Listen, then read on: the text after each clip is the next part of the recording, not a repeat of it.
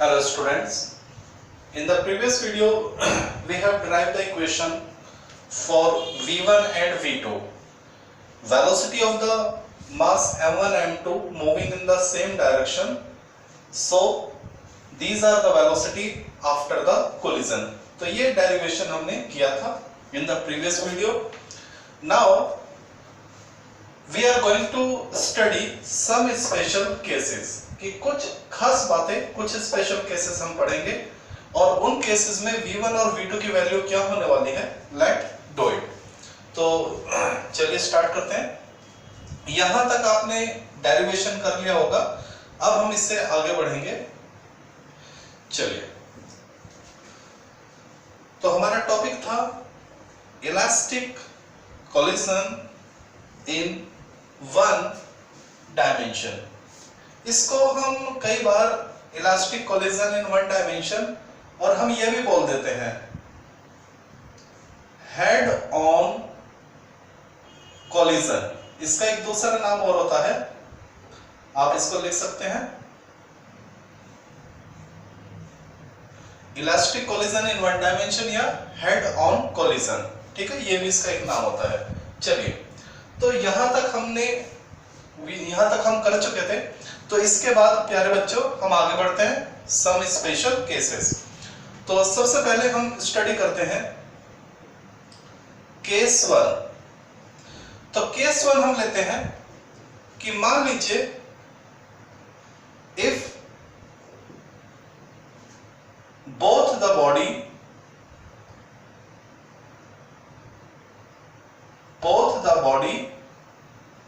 Have equal मास।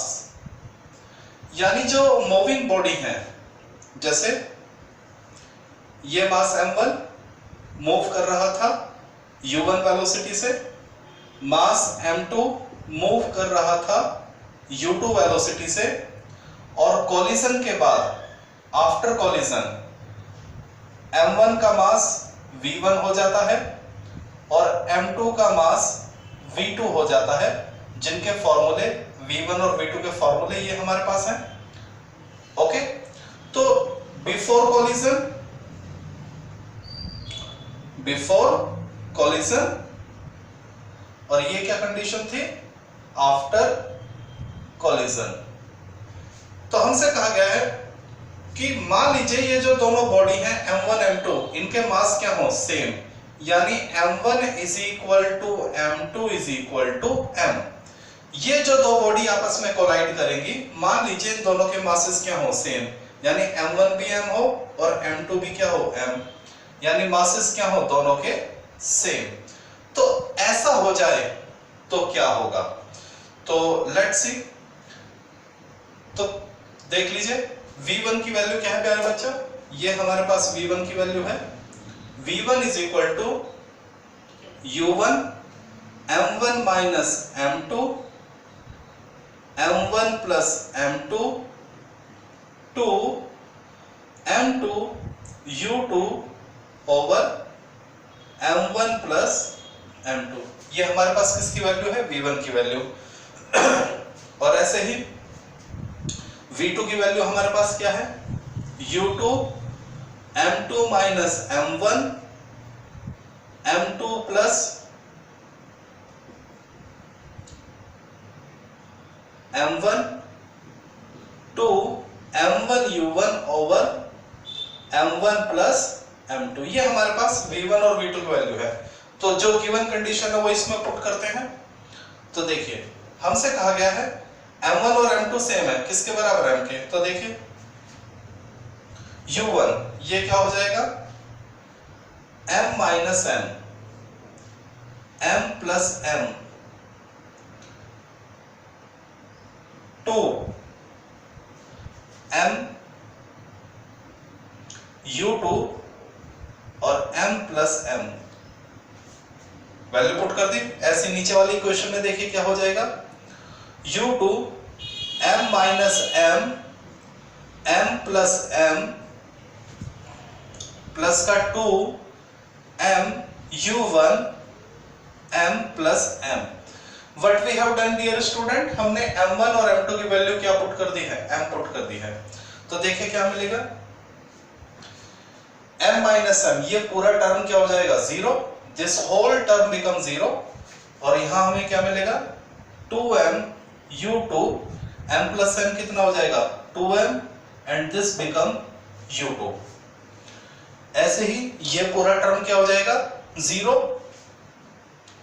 और यहां क्या मिलेगा 2m u1, m plus m 2m, 2m से 2m कट जाएगा, we get u1। तो देखिए आपने v1 की वैल्यू निकाली और वो किसके बराबर आ गई, u2 के, और v2 की वैल्यू निकाली वो किसके बराबर आ गई, u1 के। यानी हमें क्या मिला, जो v1 है वो तो u2 के बराबर हो गया, और जो v2 है वो u1 के बराबर हो चुका है। यानी अगर आप देखेंगे ये किस तरह से कहानी आई, समझिए, इसको थोड़ा सा भी समझा देते हैं। मान लीजिए ये बॉडी जो है, ये बॉडी चल रही है 10 की स्पीड से, और इसको नाम दे देता हूं body A, body B, body A, body B. तो जो बॉडी ए है, जो देख लीजिए ये हमारे पास बॉडी ए, और ये हो गई बॉडी बी। तो हमने कहा जो we have the two body A and B having equal mass, दो बॉडी है ए और बी और दोनों के मास सेम है, लेकिन एक चल रहा है 10 की स्पीड से और ये चलता है 5 की स्पीड से। ओके, अब इन दोनों के बीच में इलास्टिक कोलिजन होता है, तो बताइए टक्कर के बाद दोनों की वेलोसिटी क्या होगी। तो स्पेशल केस हमने क्या देखा, अगर मासेस क्या है सेम, तो वेलोसिटी इंटरचेंज हो जाती है। जरा देखना, v1 किसके बराबर है, u2 के, v1 किसके बराबर आया, u2, और u2 कितना है 5। ऐसे ही v2 किसके बराबर है, u1 के, ये v2 किसके बराबर आया, u1 के, और u1 कितना है 10। अरे देखिए कितना बढ़िया रिजल्ट आया। देखिए इसकी वेलोसिटी 10 थी और इसकी वेलोसिटी 5 थी, लेकिन टक्कर के बाद वेलोसिटी क्या हुई, इंक्रीज। यानी ए की बी की जो वेलोसिटी थी वो तो ए की वेलोसिटी बन गई, और जो ए की वेलोसिटी थी वो किसकी वेलोसिटी बन गई, बी की, यानी बी की वेलोसिटी। यानी ये कैसा स्पेशल केस है, हमसे कहा गया कि अगर दो बॉडी, दोनों के मास क्या है सेम, और उनके बीच में कैसा कोलिजन होता है, इलास्टिक कोलिजन होता है, तो कोलिजन के बाद दोनों की वेलोसिटी क्या हो जाती है, इंटरचेंज हो जाती है। Very wonderful result. तो हम क्या लिख सकते हैं, तो ये आपको समझ में आ गया। ओके, तो प्यारे बच्चों इसको रख कर देता हूं। देखिए तो हम ये लिख सकते हैं इसके बाद, ठीक है ना, मैं इसको यहां लिख रहा हूं, hence चूंकि आपको देखिए आपको क्या मिला, since we get v1 is equal to u2 और v2 is equal to u1, hence if two body of equal mass have head on collision, अगर दो बॉडी जिनके मास क्या है इक्वल है और उनके बीच में कैसा कोलिजन होता है, head on collision. Head on यानी इलास्टिक कोलिजन, हेड ऑन यानी elastic collision. Hence, if two body of equal mass have head-on collision or elastic collision, then after collision, their velocity get interchange। ये बहुत अच्छा concept है जो numerical में भी आपके काम आएगा। अगर दो बॉडी के बीच में दोनों के मास क्या है सेम, और उनके बीच में कोलिजन कैसा होता है, हेड ऑन या इलास्टिक, तो प्यारे बच्चों कोलिजन के बाद उनकी वेलोसिटीज क्या हो जाएंगी, इंटरचेंज हो जाती हैं। ये हमें कैसा प्रैक्टिकल लाइफ में कैसे देखने को मिलेगा, जैसे बिलियर्ड्स का गेम होता है, एक टेबल होता है, उसमें कई सारी बॉल होती हैं, तो एक बॉल रेस्ट पे है और एक बॉल मान लीजिए दोनों रेस्ट पर है, लेकिन एक बॉल को हमने स्टिक से क्या दिया, मोशन दिया, हमने उस स्टिक से उस पर फोर्स लगाया और जिस बॉल पर हमने स्टिक से फोर्स लगाया वो बॉल मोशन में आके चलती है और वो चलते चलते दूसरी बॉल को क्या करती है, हिट करती है। तो क्या हुआ, दोनों बॉल के मास सेम है और दोनों के बीच अगर इलास्टिक कोलिजन है तो क्या हुआ, जैसी वो हिट करेगी तो हिट करने वाली रुक जाएगी और दूसरी वाली चलना शुरू करेगी, मतलब वेलोसिटी क्या हो जाती है, चेंज हो जाती है। ठीक है, तो केस 1 आपको क्लियर हो गया होगा मेरे ख्याल से, ये समझ में आ गया। Okay, now move on the second case. First case में क्या है, मास अगर सेम है तो वेलोसिटी क्या हो जाती है, इंटरचेंज हो जाती है। चलिए आगे बढ़ते हैं, now move on the next case. ठीक है, चलिए आगे बढ़ते हैं हम। ठीक है, now move on the next case. चलिए प्यारे बच्चों, इसमें हम क्या करते हैं, देख लीजिए, इन द नेक्स्ट केस हम क्या करते हैं, केस सेकंड में हम क्या करेंगे प्यारे बच्चों, इसमें हम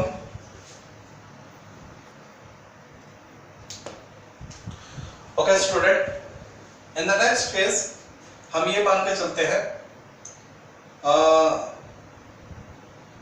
लेट जो दो बॉडी है हमारे पास ए और बी, ठीक है, मान लीजिए ये हमारे पास बॉडी M1 और ये हमारे पास बॉडी M2 बिफोर कोलिजन, ये बात है before collision, body M1 body M2 after collision, U1 Q2 V1 V2। ठीक, body A body A, body B body B. Okay, अब देखिए हमसे क्या कहा गया है कि हमारे पास दो बॉडी हैं ए और बी, ये बात समझ आ गई, लेकिन हमसे कहा गया है कि ठीक है जो दूसरी बॉडी है वो हमसे क्या बोली गई है, रेस्ट पे, ये एक कंडीशन हमें दे दी गई है। हमसे कहा गया है कि we have the two body, one is moving and second is rest. इसका मतलब एट रेस्ट, ये तो बात हो गई। अगर U0 है तो क्या हो गया, यानी बी बॉडी क्या है, रेस्ट पर है। ये हमें कंडीशन दे दी गई है और हमसे V1 और क्या पूछ ली गई है, V2 पूछा गया है। ठीक है, तो let okay let one body is at rest. ठीक है, एक मूविंग बॉडी है और एक बॉडी क्या है, रेस्ट पर। Late one body is at rest and one is moving. समझ में आया? पहला केस क्या था, दोनों बॉडी मूविंग थी लेकिन दोनों के मास क्या थे, सेम थे। ये बात समझ आ गई? अब क्या कंडीशन है, ध्यान से समझिए कि दो बॉडी है लेकिन एक मूविंग है और एक बॉडी क्या है, रेस्ट पर है। अब फाइनल वेलोसिटी, कोलिजन के बाद वेलोसिटी क्या निकल जाएगा, देख लीजिए प्यारे बच्चों। तो V1 और V2 की वैल्यू निकालते हैं। तो ये हमारे पास V1 का फॉर्मूला और ये हमारे पास V2 का फॉर्मूला। चलिए तो लेट्स सी, सबसे पहले ये हमारा V1 का फॉर्मूला, ठीक है। तो हमें क्या करना है, U2 को 0 कर दो। चलिए जब हम इसमें U2 को क्या करेंगे, 0 करेंगे, ठीक है। तो U2 को अगर हम 0 करेंगे, यहां क्या है, M1 M2 M1 M2, m1 ये हो जाएगा 2 1 2 1, ठीक है, और ये हो जाएगा 2 1 2 1 1 और 2। चलिए, तो हमसे कहा गया है कि ये हमारा V1 और V2 का फॉर्मूला, और हमें इससे क्या बोला गया है, क्या कंडीशन, कि एक बॉडी रेस्ट पर है, U2 रेस्ट पर है। तो जब U2 क्या होगा, रेस्ट पर, देखिए समझिए,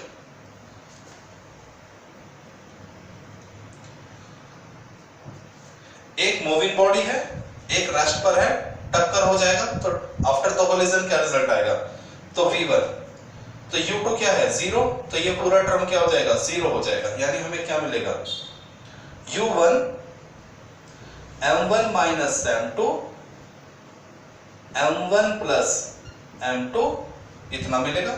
ये हमें किसकी वैल्यू मिल गई, V1 की, और यहाँ क्या होगा U2 0 है तो ये पूरा टर्म क्या हो जाएगा 0 हो जाएगा, तो केवल क्या मिलेगा U1 over M1 plus M2, ये है V2 की वैल्यू। क्या ये बात समझ में आ गई? ओके, तो दिस इज द वेलोसिटी। अब अगर हम इसमें ये भी कर दें कि one body is at rest and one is moving, और हम ये भी बोल दें also M1 M2 is equal to M, और दोनों मास में क्या ले लें, सेम ले लें, ठीक है, तो क्या होगा देख लीजिए,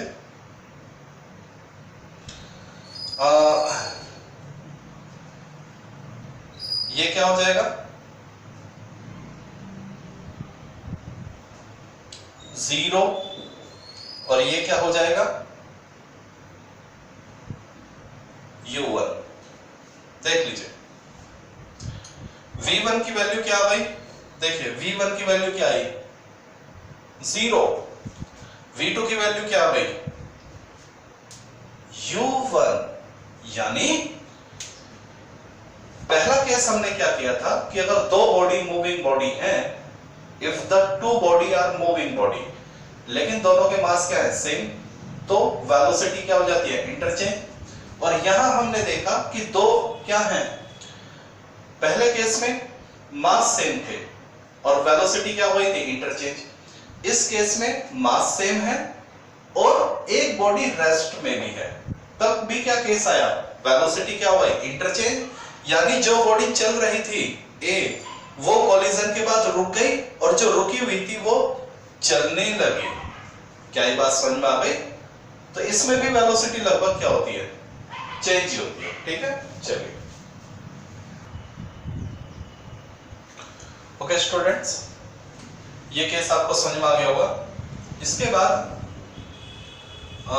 एक दो केस और कर लेते हैं इसी में।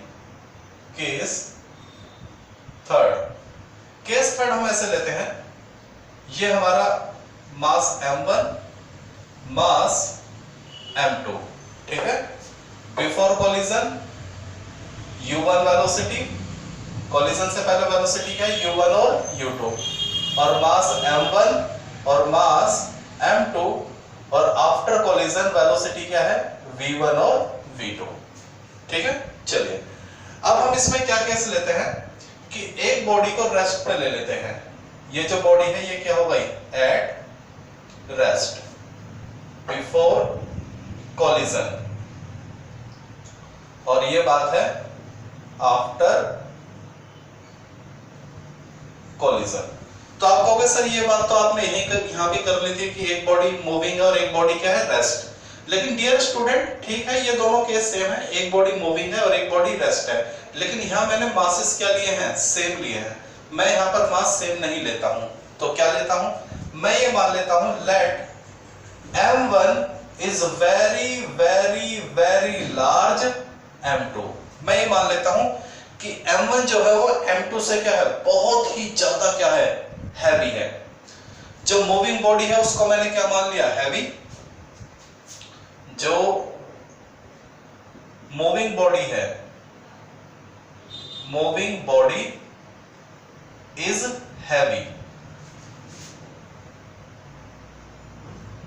देख लीजिए ये जो मूविंग बॉडी है, moving body is very heavy, ये बात समझ आ गई। और ये जो बॉडी रेस्ट पर है, body at rest is very light, बहुत ही हल्की है। क्या ये बात समझ आ गई? M1 को मैंने M2 से बहुत ज्यादा लिया है, और मूविंग जो हैवी बॉडी है वो चल रही है, और जो हल्की बॉडी है वो क्या है, रुकी हुई है। अब देखते हैं अगर इनके बीच में टक्कर होती है तो क्या होगा। तो वही देखिए, हमारे पास फॉर्मूले ये है, ठीक है। V1 is equal to U1 M1 minus M2 M1 plus M2 plus का 2 M2 U2 over M1 plus M2, और V2 की वैल्यू क्या है, U2 M2 minus M1 M2 plus M1 2 M1 U1 over M1 plus M2। तो ये हमारे पास V1 और V2 का फॉर्मूला। देखते हैं हमें क्या रिजल्ट मिलते हैं V1 और V2 के after applying the given condition. तो कंडीशन अप्लाई करते हैं। सबसे पहले U2 क्या है, 0, एक बॉडी, और कौन सी बॉडी, जो हल्की बॉडी और रेस्ट पर है। तो यहां तो ये टर्म 0 हो जाएगा, और यहां पर ये टर्म क्या हो जाएगा, 0 हो जाएगा। ओके, तो हमें केवल क्या मिलेगा, U1 M1 minus M2 over M1 plus M2, और यहां पर हमें क्या मिलेगा, 2M1 U1 और M1 प्लस M2। देख लीजिए, क्या बात समझ आ रही? U2 0 है, इस कंडीशन को लगाया तो ये टर्म 0, और यहां ये टर्म 0 हो गया। ओके, अब इस कंडीशन को अप्लाई कीजिए। M1 M2 से बहुत ज्यादा है, M1 M2 से बहुत ज्यादा है, यानी M1 का मास M2 से कई गुना, 10 गुना, 20 गुना ज्यादा है। तो हम क्या कर सकते हैं, हम इस केस में नेग्लेक्ट M2, जो हल्की बॉडी है उसको क्या कर सकते हैं, नेग्लेक्ट कर सकते हैं। तो जब आप M2 को नेग्लेक्ट करेंगे तो जरा ध्यान देना, M2 को यहां से नेग्लेक्ट कीजिए तो क्या बचेगा, U1 M1, और यहां पे M2 को नेग्लेक्ट कीजिए तो क्या बचेगा, M1 से M1 कट जाएगा, केवल क्या बचेगा, U1 बचेगा। मेरा U और 4 एक जैसा लगता है, आप थोड़ा सा ध्यान देना, ठीक है ना। चलिए, तो V1 की वैल्यू क्या आ गई, U1, हमने देखा V1 की वैल्यू क्या आ गई, U1 आ गई। ओके, अब इधर देखें, M2 को नेग्लेक्ट कीजिए तो क्या बचेगा, 2M1 U1 और M1 तो क्या मिला, 2 U1। समझ बात आ गई, 2 U1। तो रिजल्ट आया समझ में। इसका मतलब अगर एक हैवी बॉडी एक हल्की बॉडी को कोलाइड करती है जो क्या है, रेस्ट में, तो टक्कर के बाद क्या होगा, टक्कर के बाद जो हैवी बॉडी है उसकी वेलोसिटी पे तो कोई फर्क नहीं पड़ेगा। मान लीजिए, इसको ऐसा देखिए, सपोज कीजिए एक प्लेयर है, एक फुटबॉल प्लेयर है और बड़ी तेजी से आता है भाग के, मान लीजिए उसकी वेलोसिटी है 10। एक फुटबॉल प्लेयर है वो 10 की स्पीड से आता है। एक फुटबॉल ग्राउंड में क्या रखी हुई है, रेस्ट में रखी हुई है। अब जो फुटबॉल प्लेयर है भाई उसका वजन तो कम से कम 80 या 100 किलो के आसपास होगा ही होगा, और जो फुटबॉल है वो मेरे ख्याल से ग्राम में होती है, ठीक है। तो फुटबॉल प्लेयर आया 10 की स्पीड से, फुटबॉल ग्राउंड में रखी है रेस्ट पे, फुटबॉल उसको हिट करेगा, अपने पैर से क्या करता है, हिट करता है। तो क्या होगा, जो प्लेयर है टक्कर के बाद प्लेयर तो उसी स्पीड से ही जाएगा, V1 = U1, और U1 क्या है 10, यानी हैवी टक्कर के बाद हैवी बॉडी की वेलोसिटी पे कोई फर्क नहीं पड़ेगा। लेकिन जो हल्की बॉडी है वो कितनी स्पीड से, 20 की स्पीड से जाती है। देखा है आपने, जैसी वो फुटबॉल प्लेयर भाग के आता है और किक करता है तो फुटबॉल बड़ी तेजी से जाती है। क्लियर हो गया? तो इज दैट क्लियर? मान लीजिए एक ट्रक है, ट्रक आ रहा है 40 की स्पीड से, या एक ट्रक 50 की स्पीड से आ रहा है, ठीक है, और गलती से एक कोई मान लीजिए कोई भी चीज है जो या ऐसे देखिए, एक ट्रेन है, ठीक है, ट्रेन आ रही है 100 की स्पीड से, 100 की स्पीड से ट्रेन आ रही है और पटरी पे कोई चीज फंस गई, मान लीजिए कोई कार फंस गई या कोई ट्रक फंस गया, और ट्रेन आती है उसको क्या करेगी, हिट करेगी, वो फंसा हुआ है, रेस्ट पर है, तो ट्रेन आती है उसको क्या करेगी, हिट, तो टक्कर के बाद ट्रेन की वेलोसिटी पर कोई फर्क नहीं पड़ेगा, v1 किसके बराबर रहने वाला है, u1 के, लेकिन वो जब रेलवे ट्रैक पर वो जब व्हीकल फंस गया था, कोलिजन के बाद वो कितनी स्पीड से जाएगा, 100 into 2 यानी 200 की स्पीड से जाएगा। क्लियर हो गया? तो जब भी एक हैवी बॉडी जो मूविंग है वो अगर किसी रेस्ट बॉडी को जो क्या है काफी हल्की है हिट करती है, तो हैवी बॉडी की वेलोसिटी पे कोई फर्क नहीं पड़ता, लेकिन जो लाइट बॉडी है वो ट्वाइस वेलोसिटी से क्या करती है, फ्लाई करती है। कहां जाएगी कुछ पता नहीं। चलिए, तो यहां ये बात समझ में आ गई। ओके, इसके बाद हम करते हैं body A and that is B. तो इस केस में ए की वेलोसिटी पे कोई फर्क नहीं पड़ा, जो वेलोसिटी पहले थी वही वेलोसिटी पहले, बी की वेलोसिटी कितनी हो गई, ट्वाइस ऑफ ए। चलिए, नाउ एक लास्ट केस और कर लेते हैं, केस 4। इस बार हम क्या करते हैं, मूविंग बॉडी को हल्का ले लेते हैं और जो बॉडी रेस्ट पे है उसको क्या कर लेते हैं, हैवी ले लेते हैं। देखिए, ये जो बॉडी है m1 m2, ठीक है, m1 m2, तो जो मान लीजिए ये जा रहा है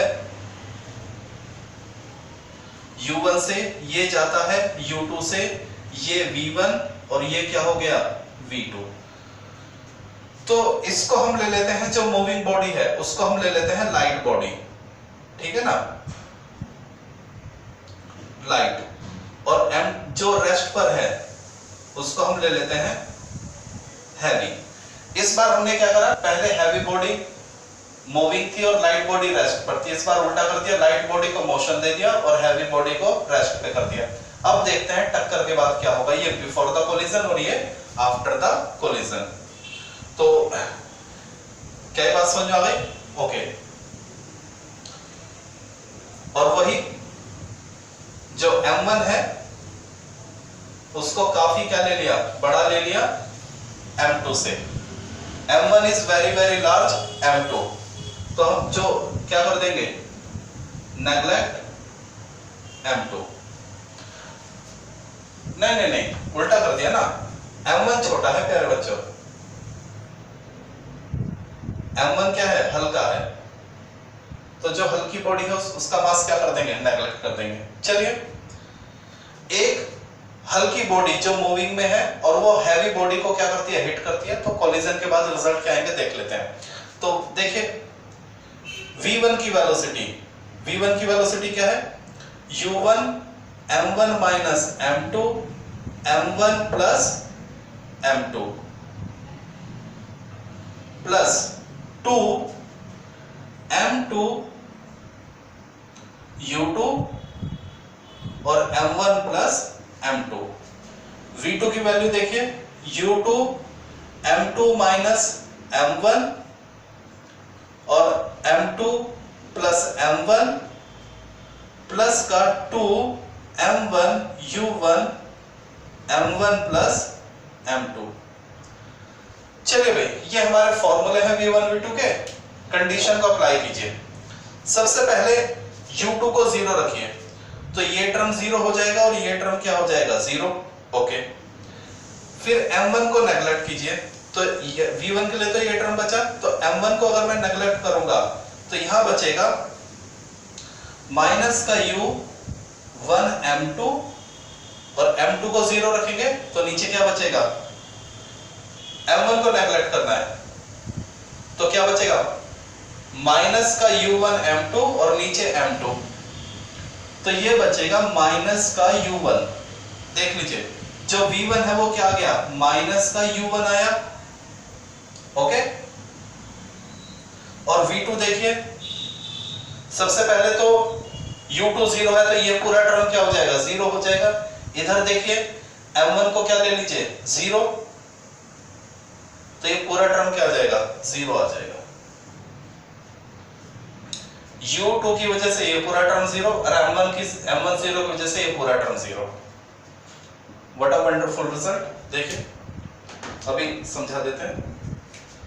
बॉडी ए और बी, यहां क्या हुआ, देखिए यहां हमें क्या रिजल्ट मिला था, अगर एक हैवी बॉडी लाइट बॉडी को हिट करेगा तो टक्कर के बाद क्या होगा, हैवी बॉडी की वेलोसिटी पे कोई फर्क नहीं पड़ेगा और लाइट बॉडी दुगनी वेलोसिटी से फ्लाई ऑफ करेगा। अगर एक हल्की बॉडी हैवी बॉडी को हिट करेगा जो कि क्या है रेस्ट में, तो क्या होगा, जो हल्की बॉडी है ए, वो क्या होगा, उसी वेलोसिटी से v1 = u1 लेकिन माइनस, यानी उसी वेलोसिटी से माइनस यानी वापस आ जाएगी। और v2 जो बॉडी है वो पहले भी रेस्ट में थी और अभी भी रेस्ट में है, तो इसको कैसे विजुलाइज करेंगे। मान लीजिए हमारे पास एक बॉल है, सामने दीवार है, तो ए लाइट बॉडी यानी बॉल, बी हैवी यानी दीवार, तो हम बॉल को दीवार पे क्या करते हैं, थ्रो करते हैं, तो बॉल जाएगा, कॉलिजन होगा, रिजल्ट क्या आया, जो बॉल है वो उसी वेलोसिटी से वापस आ जाएगा, 10 की स्पीड से थ्रो किया, 10 की स्पीड से वापस, दीवार अभी भी क्या है रेस्ट में। तो प्यारे बच्चों, इस वीडियो में हमने आपको जो पिछले वीडियो में हमने पढ़ा था इलास्टिक कॉलिजन इन वन डायमेंशन यानी हेड ऑन कॉलिजन, उससे हमने v1 और v2 की वैल्यू निकाली थी और उन वैल्यूज को हमने डिफरेंट केसेस पे क्या किया, अप्लाई किया, जो हमारे प्रैक्टिकल लाइफ में क्या करते हैं, एग्जिस्ट करते हैं।